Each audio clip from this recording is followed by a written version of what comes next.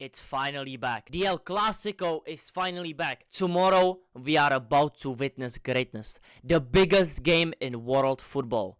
Nothing is bigger than this, and you all know it, man. My name is Isco, and this is the preview of the El Clasico. There is so much to talk about, but I want to start at the league table and form of both teams. Let's start with Real Madrid. We obviously now currently sit in first place with 24 points and Barcelona 2 points behind us. This is a crucial game even from a league standpoint, but our form has been looking like this. I'm gonna be streaming this game tomorrow exactly 35 minutes before the game, so make sure you tune in.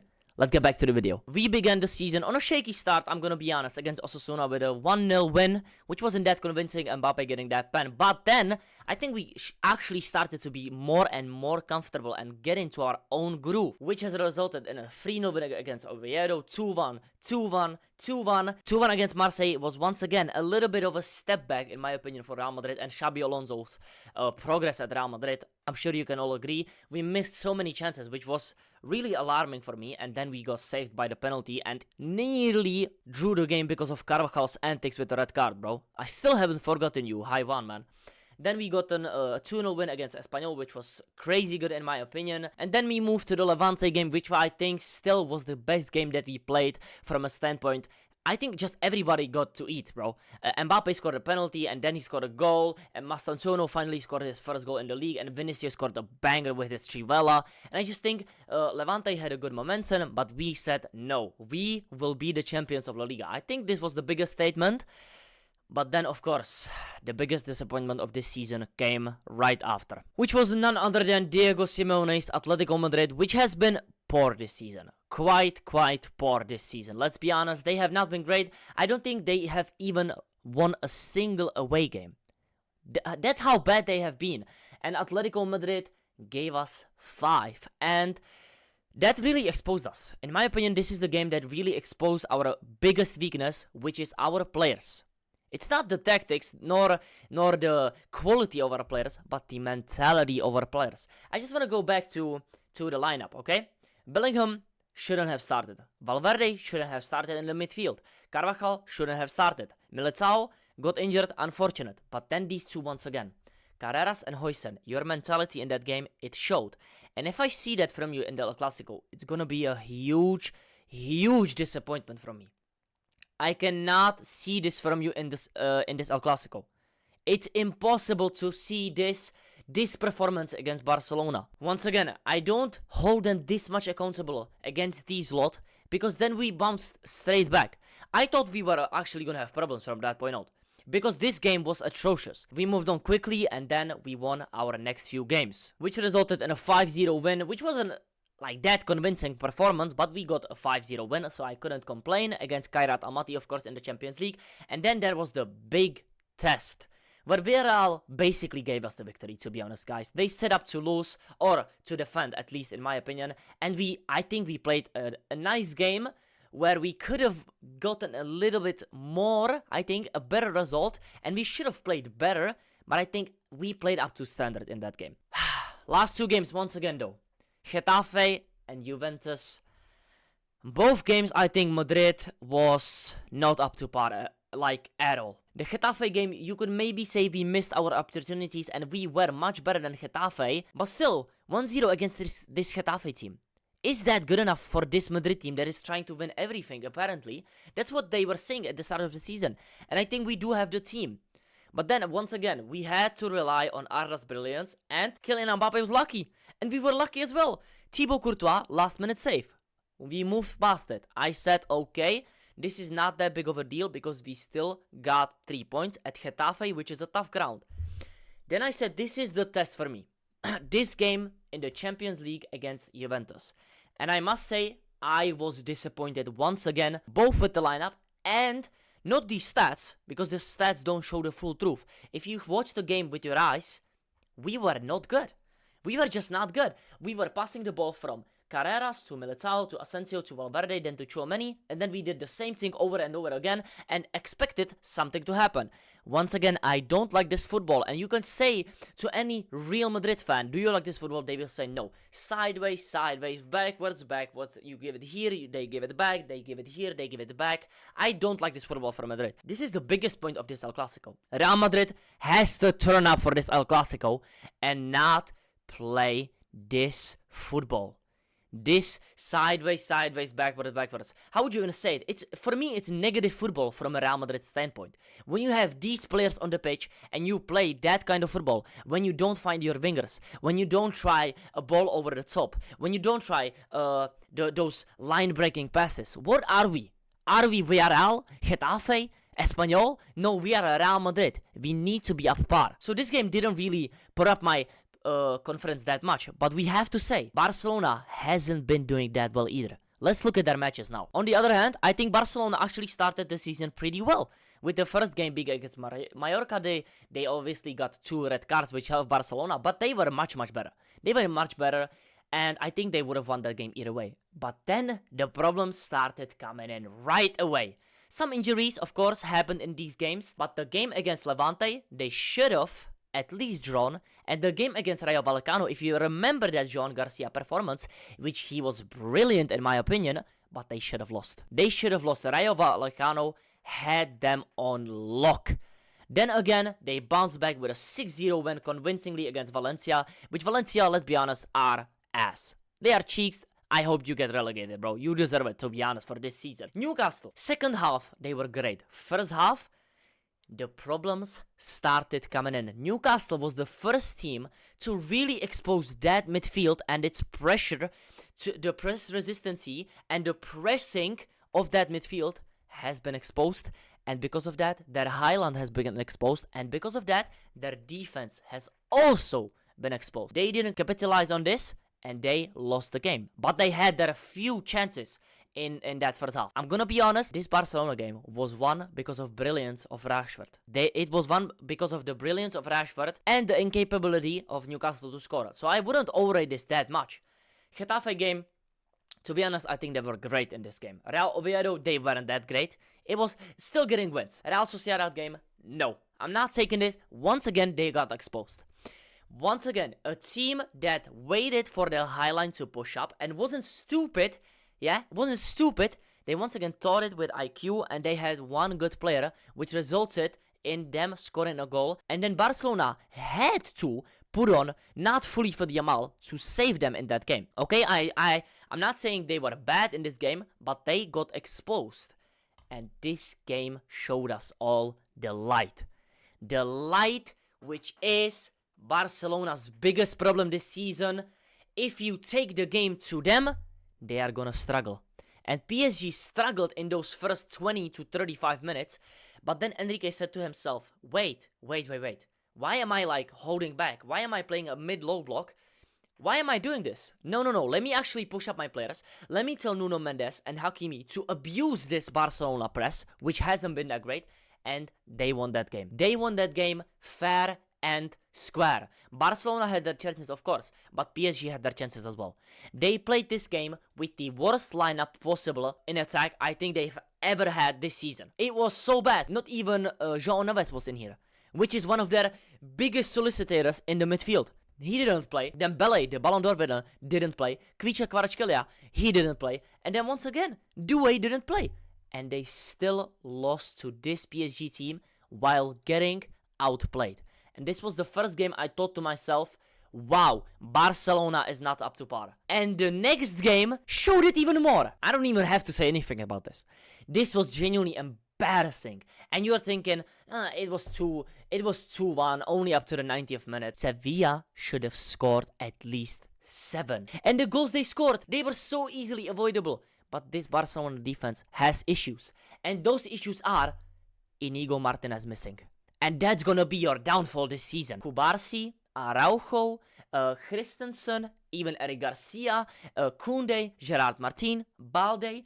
They don't have a director of defense. They don't have a daddy who is gonna hold your hand the whole entire match. I'm talking to you, Kubarsi.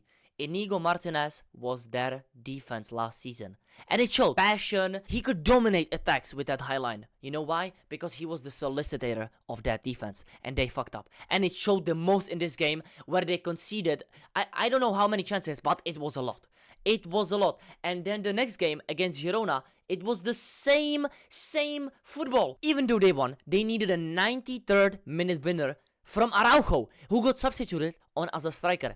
But once again, if you look at this, does it show you a Girona that's 18th in the league? Does it show you these stats? Do they show you Girona that's been 18th in the league? And once again, these stats don't even show these chances that they had. Brian Hill missed a goal from here. Yeah, from here. Porto missed the biggest chance of the game. Yeah, where Szczesny parted away with 1 millimeter, bro, of his knee, and it goes to the post. They got lucky because of individual brilliance once again. Barcelona got exposed. And people want to tell me, Barcelona fans want to tell me, I am confident because Real Madrid hasn't been that great. You have been worse. So we need to win this game.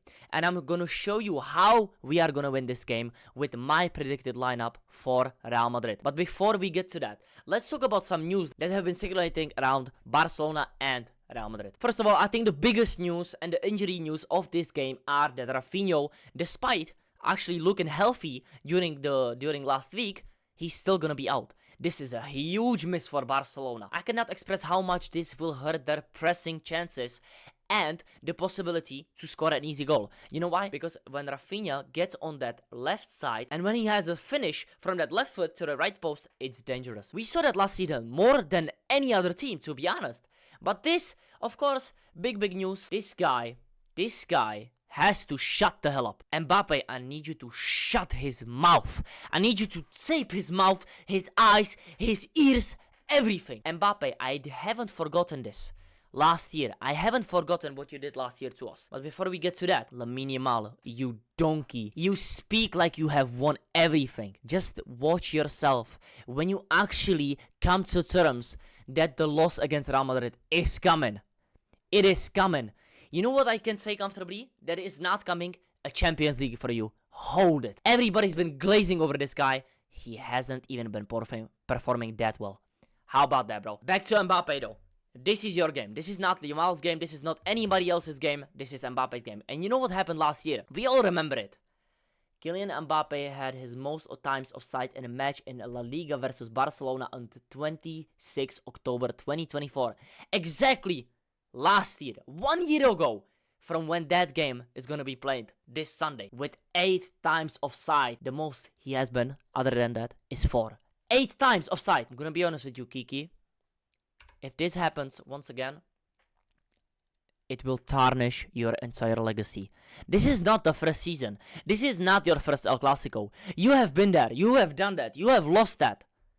You lost every single El Clasico. So I'm saying to you, this is your Real Madrid team from now on, and we all know it. You have been performing like a Ballon d'Or winner. So if you don't turn up once again in this game, this whole season you have had from up to this point, it will get erased like this. Because nobody cares about your performances if you don't deliver in El Clasicos and in the biggest games. You are not safe. So you have to perform.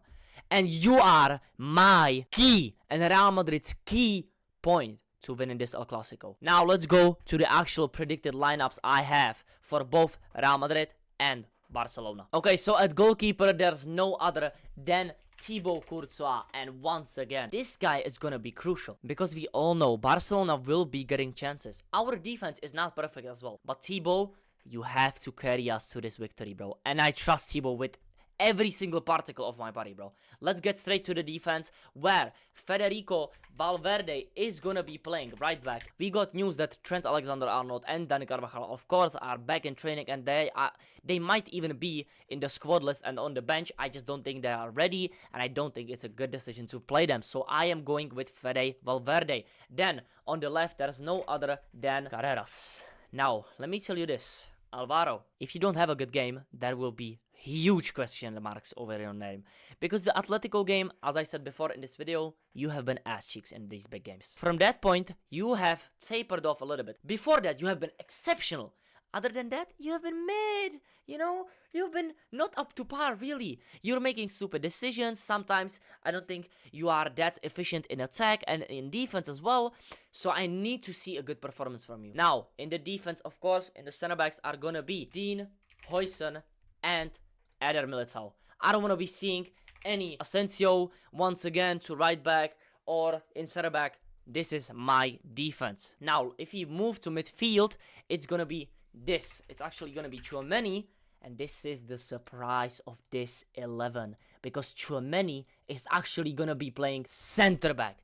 Hey, I guess you haven't seen my videos before if you haven't expected this, because I think we need to play a 3-back. Why? Because I think Tchouaméni will thrive in this position, where he can be a defender, but also push up to be a midfielder when needed. I need this formation to happen. Do I think Xabi Alonso is going to play this? I think it's a 70% he will not, 30% he may will.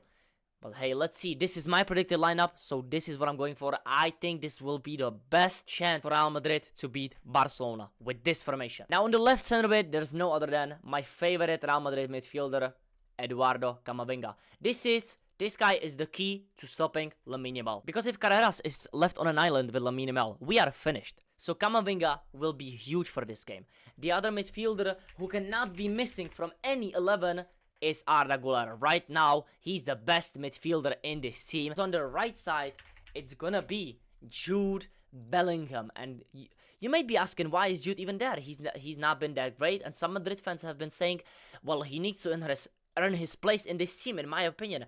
I don't give a fuck what you think, to be honest. Jude is still one of the biggest players in big games, and he will show you that. Don't worry. Just see what he has for you on Sunday. But hey, let's talk about Arda Güler. Hey guys, this is Isco from the future. My recording fucked up, but hey, we were talking about Arda Güler. My bad. Let's go. Arda Güler is the best creator in this team, and if Barcelona doesn't stop Arda Güler, it is wraps for them. If Arda Güler has time and space on the ball, you are dusty. You are dusted in that game, and Mbappe will kill you. Honestly, Arda Güler is the key to stopping Barcelona with, of course, these two players up top. It is none other than Vinicius Jr., which I think is getting now a bit underrated, actually. And people are like saying he has no chance of doing nothing this game. He has his chances against this defense. Let me tell you that much. But hey, let's not spend too much time with Vinny. This is the best player in the world, in this team, and the most important player in this game. I just think Kylian Mbappe will win us this game no matter what happens. And yeah, I spoke about Mbappe. This is your game. There is nobody else who can win us this game. And there is nobody else who has more pressure on them than you. Maybe Xabi Alonso, but hey, who cares, bro? Who cares about Xabi Alonso? He's been here 2 months, bro. You've been here a year and you haven't won a single El Clasico. Put that in your fucking head and lock in tomorrow. So this is my predicted lineup, and Thibaut Courtois is obviously going to be in goal. But hey, let's see Barcelona's 11. So this is how I think Barcelona are going to line up in the end. Maybe Koundé will switch with Eric Garcia. This is the most possible change, I think, in this team. But other than that, I think Araujo will start. And Juan Garcia, of course, is injured. Balde, no debate. These three are starting for me, definitely. Maybe Frenkie de Jong can go off and maybe start Casado if they want a little bit more grit, more strength in the midfield. But I think this is going to start. Lamine Yamal, Rashford, and Ferran Torres are basically like, yeah, that's done, bro. Maybe Ferran won't start, and then we will see Rashford, striker, Fermin on the left, and then somebody in the 10, but I genuinely don't know who would play there. So I am guessing Hansi Flick will do this. Now, this team has its issues. The most issues are in this midfield and these two wingers when they want to press teams. Now, people want to, of course, talk about the high line, which I do think is an issue, of course, as well. But this high line is getting exposed because these players don't want to press. And it's because Ferran Torres wasn't there and Rafinha wasn't there. When Rafinha isn't there, Rashford and Yamal, are just dumbasses, bro. They are donkeys when it comes to press. They're basically like Mbappe and Vinny. Yo, they are not pressing. Let's be honest, they don't want to press, especially Lamine and Rashford, bro. Now Fermin is a different kind of player. He will help Barcelona a lot in this match, and I think Ferran too. I don't think they will be particularly like exceptional in this game, and I just think they will help their system and their tactic.